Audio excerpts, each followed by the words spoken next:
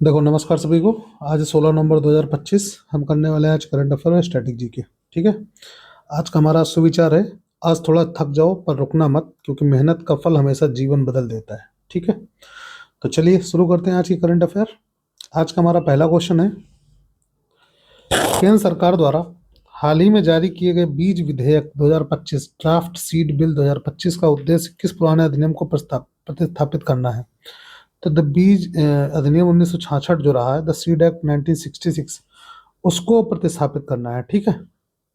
अब देखो, जो ये 59 साल पुराना था। कितने साल पुराना था? 59 वर्ष पुराना। ठीक, 59 वर्ष पुराना अधिनियम था। नया बिल जो है बीजों गुणवत्ता प्रमाणन आयात निर्यात को आधुनिक मानकों पर लाएगा। ठीक, ये जो नया वाला है, बीजों की ट्रेसिबिलिटी और लेबलिंग को अनिवार्य करेगा। क्या है इसमें? दो चीजें जो इंपॉर्टेंट है, ट्रेसिबिलिटी, एबिलिटी, ठीक, एंड लेबलिंग। ठीक, ये दोनों चीजें इसमें कंपलसरी होने वाली। चलो अगला क्वेश्चन है, प्रधानमंत्री नरेंद्र मोदी द्वारा पीएम किसान सम्मान निधि की किस्त जारी करने के उपलक्ष्य में कृषि एवं किसान कल्याण मंत्रालय ने 19 नवंबर को किस दिवस के रूप में मनाए जाने का निर्णय लिया है? तो किसान उत्सव मनाए जाने, क्या कौन सा दिवस मनाया जाएगा? किसान उत्सव मनाया जाएगा। ठीक है। पीएम किसान सम्मान निधि जो है, ठीक, उसको शॉर्ट में पीएम किसान बोलते हैं। क्या बोलते हैं? पीएम किसान। ठीक है। शॉर्ट में पीएम किसान होता है, इसका फुल फॉर्म है पीएम किसान सम्मान निधि। ठीक। इसका उद्देश्य है किसानों में जागरूकता और कृषि योजनाओं का प्रसार करना। इसका इसका जो उद्देश्य है, क्या है? जागरूकता, जागरूकता और योजनाओं का प्रचार। ठीक है, योजनाओं का प्रचार। ठीक। चलो, पीएम किसान में जो है, इस निधि के तहत 3 किस्तों में कुल 6,000 रुपए दिए जाते हैं। कितने दिए जाते हैं? 6,000 रुपए 3 किस्तों में। ठीक, 3 किस्तों में कुल कुल 6,000 है। ठीक। चलो अगला क्वेश्चन है हमारा, सुप्रीम कोर्ट ने हाल ही में झारखंड सरकार को किस जंगल के 31,438.25 हेक्टेयर क्षेत्र को वन्यजीव अभयारण्य वाइल्ड लाइफ सेंचुरी घोषित करने का निर्देश दिया है? तो ये क्या है? सारंडा वन। कौन सा वन है? सारंडा वन है। ठीक। यह एशिया का सबसे बड़ा साल वन है। कौन सा वन है? साल वन। ठीक, साल वन, साल वन है एशिया का सबसे बड़ा, एशिया का सबसे बड़ा। ठीक, सबसे बड़ा। ठीक है। कहाँ पे है ये? पश्चिमी सिंहभूम जिला, झारखंड। कौन सा? पश्चिमी सिंहभूमि जिला। ठीक, झारखंड, झारखंड। यह हाथियों, कोयल, तेंदुए आदि का महत्वपूर्ण आवास है। कौन कौन से जानवर हैं यहाँ पर? यहाँ पे जो जानवर हैं, हाथी हैं, कोयल हैं और तेंदुए हैं। ठीक, तेंदुए। चलो अगला क्वेश्चन है, किस राज्य सरकार ने 1984 के सिख विरोधी दंगों के पीड़ितों को आश्रित को अनुकंपा के आधार पर सरकारी नौकरी देने की नीति को मंजूरी दी है? तो दिल्ली सरकार ने। किसने दी है? दिल्ली सरकार ने। ठीक है। तो 1984 में जो दंगे हुए थे, भारत के सबसे बड़े दंगे रहे। ठीक, सांप्रदायिक दंगे में से एक था। सबसे बड़े सांप्रदायिक दंगों में से एक, दायिक दंगों में से एक था। ठीक है। चलो अगला क्वेश्चन है हमारा, असम सरकार ने 25 नवंबर को विधानसभा सत्र में किस नरसंहार से संबंधित तिवारी आयोग की रिपोर्ट को सार्वजनिक करने का निर्णय लिया है? तो ये 1983 के नेल्ली नरसंहार को, 1983 में नेल्ली नरसंहार हुआ था। ठीक, उसको, उसकी जो रिपोर्ट थी, आयोग की रिपोर्ट, उसको सार्वजनिक करने का निर्णय लिया है। ठीक है। यह भारत के सबसे बड़े सामूहिक हत्याकांड में से एक था। कौन सा? नेल्ली नरसंहार। ठीक, लगभग 1800 अधिक लोगों की मौत हुई थी। 1800 से अधिक लोगों की मौत हुई थी। ठीक, लोगों की मौत। इसमें आयोग था टीपी तिवारी, ठीक, न्यायमूर्ति थे टीपी तिवारी, यही तिवारी आयोग था, ये वो उसके अध्यक्ष थे, ठीक, इसलिए इनके नाम से तिवारी आयोग नाम से बन गया था। चलो कोई नहीं, अगला क्वेश्चन है, निर्यातकों के लिए ऋण सुलभ बनाने हेतु केंद्र द्वारा शुरू की गई नई ऋण गारंटी योजना का क्या नाम है? ठीक, तो इसका नाम है credit guarantee scheme for exporters.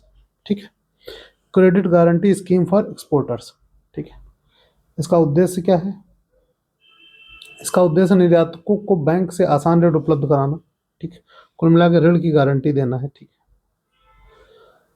और एक्सपोर्ट व्यापार के लिए दिया जाने वाला विशेष ऋण है एक्सपोर्ट क्रेडिट जो है, ठीक, वो व्यापार के लिए दिया जाने वाला विशेष ऋण है। चलो अगला क्वेश्चन है, मूडीज रेटिंग ने 2027 तक भारत की आर्थिक वृद्धि दर कितने प्रतिशत रहने का अनुमान लगाया है? तो ये 6.5%। कितना है? 6.5%। ठीक, अगला क्वेश्चन है, इंद्रप्रस्थ गैस लिमिटेड आईजीएल ने किस देश की कंस्ट्रक्शन कंपनी के साथ मिलकर वहां के औद्योगिक शहरों में प्राकृतिक गैस नेटवर्क विकसित करने का समझौता किया है? तो सऊदी अरब के साथ किया। किसके साथ किया? सऊदी अरब के साथ। ठीक, इंद्रप्रस्थ गैस लिमिटेड ने। ठीक, उद्देश्य गैस पाइपलाइन नेटवर्क को विकसित करना। सऊदी के औद्योगिक शहर जेदा, रियाद और दमाम, इन 3 मुख्य शहरों की बात पहले चली है। ठीक, चलो अगला क्वेश्चन है, भारतीय वायुसेना ने हाल ही में चीन सीमा के पास लद्दाख किस रणनीतिक रूप से महत्वपूर्ण एयरबेस का संचालन शुरू किया है? तो एयरबेस जो बना है वो कौन सा है? मधुन्योमा एयरबेस। कौन सा? मधुन्योमा एयरबेस। ठीक, कहाँ पे है? लद्दाख में है। यहाँ पर सुखोई राफेल जैसे लड़ाकू विमान तैनात किए जा सकेंगे। कौन कौन से विमान यहाँ तैनात किए जा सकेंगे? सुखोई और आ, राफेल। ठीक, ये विमान यहाँ तैनात किए जाएंगे। इसकी ऊंचाई जो है 13,700 फीट है। ठीक, और ये भारत का सबसे भारत का सबसे ऊंचा एयरबेस बना है, सबसे ऊंचा एयरबेस, ठीक, में से एक है। ठीक है, चलो अगला क्वेश्चन है, रक्षा मंत्रालय ने T-90 टैंकों के लिए Invar anti tank guided missile खरीदने के लिए किस सार्वजनिक उपक्रम के साथ $2095.70 का सौदा किया है? तो भारत डायनेमिक्स लिमिटेड के साथ ये सौदा किया है। किसके साथ किया? भारत डायनेमिक्स लिमिटेड के साथ में। ठीक, रूसी सेना का ATGM तकनीकी से बना है। कौन सा? जो मिसाइल खरीदने, guided missile, anti tank guided missile है, ये जो है ये रूसी सेना के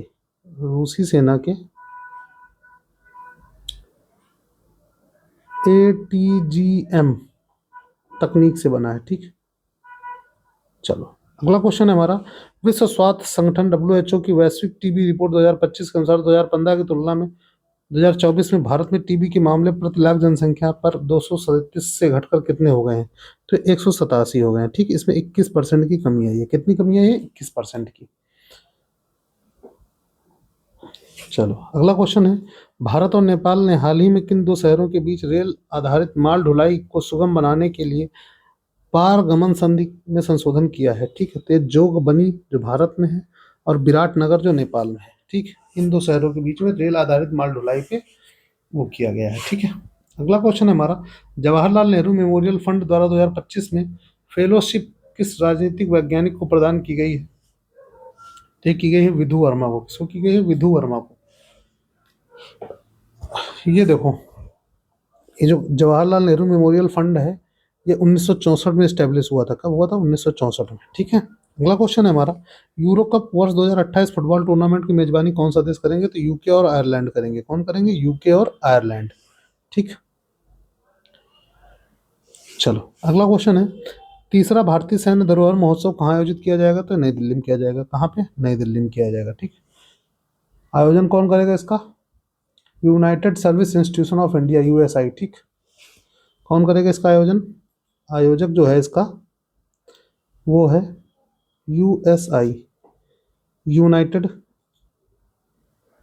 सर्विस इंस्टीट्यूशन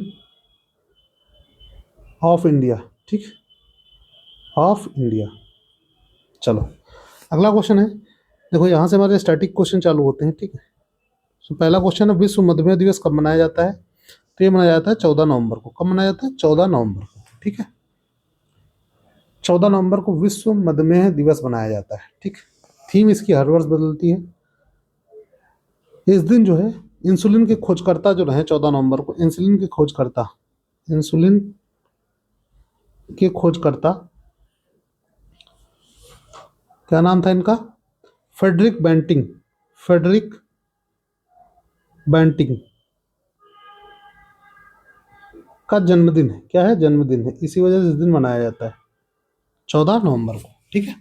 अगला क्वेश्चन है, सुरेंद्र नाथ बनर्जी और आनंद मोहन बोस ने किस वर्ष इंडियन एसोसिएशन की स्थापना की थी? तो ये की थी 1876 में। कब की थी? 1876 में, ठीक है। इसका उद्देश्य था भारतीय राजनीति में राष्ट्रीय जागरूकता फैलाना। ये जो एसोसिएशन ने बनाया था, इंडियन एसोसिएशन, इसका जो उद्देश्य था वो था भारतीय राजनीति में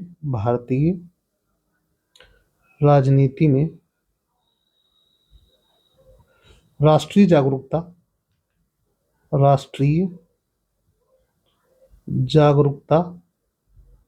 फैलाना, ठीक है। चलो अगला क्वेश्चन है, आसफ उद दौला द्वारा निर्मित असाफी इमामबाड़ा कहाँ स्थित है? ये लखनऊ में स्थित है। कहाँ पे है? लखनऊ में। असाफी इमामबाड़ा, ठीक है, लखनऊ में है। इसके निर्माता कौन थे? आसफ उद दौला।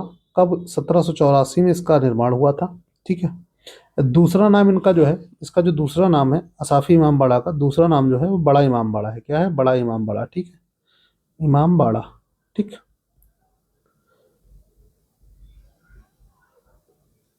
और इसमें जो है विश्व का सबसे बड़ा हॉल है। कौन सा हॉल है? हॉल है जो बिना बीम का है, बिना बीम का, ठीक, बिना बीम का हॉल है, ठीक है। चलो अगला क्वेश्चन है, अंग्रेजों द्वारा किसे भारतीय अशांति का जनक कहा जाता है? तो बाल गंगाधर तिलक को कहा जाता है। किसको कहा जाता है? बाल गंगाधर तिलक। ब्रिटिश लेखक वॉलेस ने यह नाम दिया था। यह नाम किसने दिया था बाल गंगाधर तिलक का? ब्रिटिश लेखक थे। क्या नाम था उनका? वॉलेस, ठीक। ये थे ब्रिटिश लेखक, इनने यह नाम दिया था, ठीक। भारतीय अशांति का जनक बाल गंगाधर तिलक को कहा गया था, ठीक। इनका जो प्रसिद्ध नारा था बाल गंगाधर तिलक जी का, ये था, Swaraj is my birth right and I shall have it, ठीक। स्वराज हमारा जन्मसिद्ध अधिकार है। स्वराज हमारा जन्मसिद्ध अधिकार है, ठीक। चलो इनके द्वारा दो पत्र जारी किए गए थे, एक था केसरी और एक था मराठा, ठीक। दो समाचार पत्र थे इनके, समाचार पत्र, ठीक। आज का हमारा आखिरी क्वेश्चन है, भारत में किसी राज्य का को राज्यपाल नियुक्त होने के लिए आवश्यक न्यूनतम आयु क्या है? तो राज्यपाल के लिए 35 वर्ष है, ठीक। राष्ट्रपति द्वारा इनकी नियुक्ति होती है। किसके द्वारा? राष्ट्रपति द्वारा, ठीक। इनका कार्यकाल जो होता है, कार्यकाल इनका होता है 5 वर्ष, ठीक। चलो आज की क्लास हमारी यहीं तक रहेगी, पीडीएफ ग्रुप में पड़ जाएगा, ठीक। मिलते हैं अगले वीडियो में, तब तक के लिए बाय बाय, टेक केयर।